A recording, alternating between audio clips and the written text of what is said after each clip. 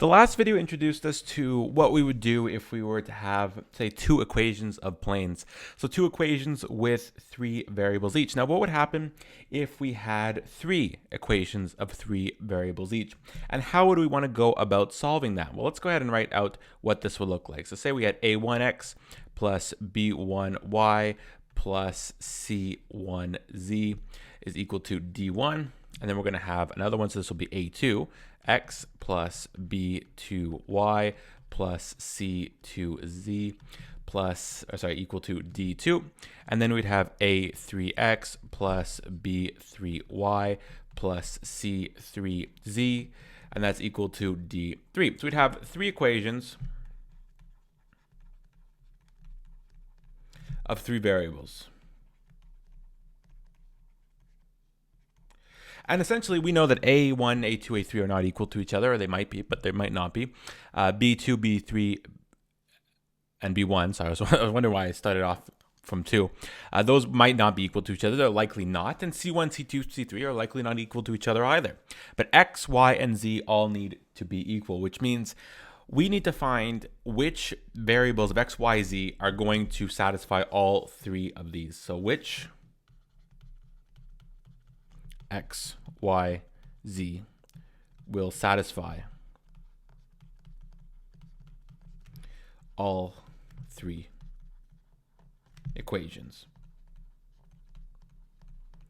If any at all, right? It's when we have so many constraints like this, it's likely that we probably won't even find a value that will fit. And if we do find a value that's going to fit, what is it going to look like? We saw when we had two equations, we had three possibilities, right? I'll go ahead and refresh your memories here if it's required. We had the possibility that we could have the planes intersecting at one line. So say we had the planes like this, we'd have this one line of intersection here. It's possible that the planes are parallel to each other, but they'll just never meet. That's also a possibility. And then we had the one where they were actually on top of each other. So if they're on top of each other, get a new color here, then they would be intersecting at all points, right? So this is what we saw when we had two equations of three variables. Now, it's not that simple when we have three equations because we have another mouth to feed. We have to satisfy one more person. And we're going to do that with hyperplanes. We've seen hyperplanes earlier on in this series, and we know that the hyperplanes are going to allow us to go one dimension lower, right? So if we're in R3, the hyperplane would be in R2. So we're going to look for the hyperplane of each one over here. So I'll go ahead. We want H1, H2, and H3, all of these representing the hyperplanes. Now, the point of intersection will be found with these hyperplanes, right? So the solution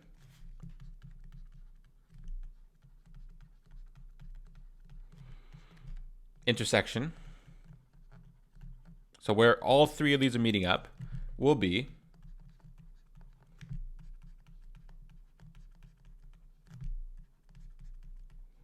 where all three of these hyperplanes overlap. And all three of these hyperplanes, right, what is this going to look like, right? What exactly are we looking for in this case? Well, we know that, let's write some things that we know here. One sec, my interface here is crowded. I can't even access the scroll button. There we go. Okay, we know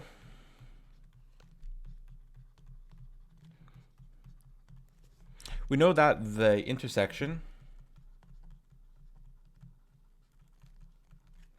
of two hyperplanes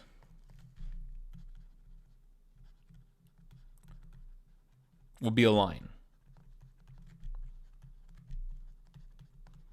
Similar to what we saw earlier, right? When we had the two equations of three variables, when we had them, in most cases, you're going to have them intersecting at a line. Then if we intersected a line with another plane, right? So here, essentially with this over here, right? We were saying, okay, two of these here, we're using kind of set theory over here. Two of these are going to give you a line. And then you're going to be intersecting that line with one more plane. And what happens when you intersect a line with a plane in most situations? Intersecting a line with a plane, intersecting that line with the plane, I'll go ahead and say,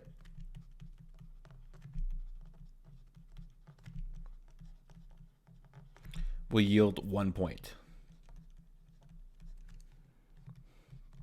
And obviously, this is just the most case situation, right? It's possible that we will have some of these that will be parallel to each other, either parallel always intersecting or parallel never intersecting. So there's a lot of possibilities for exceptions here. But in general, you're going to run into the situation where if you have three equations of three variables each, so three equations of planes, and you're looking for where they interact or intersect, you're going to find that you'll need to find the hyperplanes. And then by the hyperplanes, you're going to find that you'll likely have one point of intersection. And this is going to relate to the fundamental theorem of linear algebra, which we'll cover in the next video. So this is just an overview. We're building up, right? We're building up towards seeing exactly what this is going to turn into, and it's going to come together in the next few videos, and it's all going to be nice and clean. I'll see you guys then.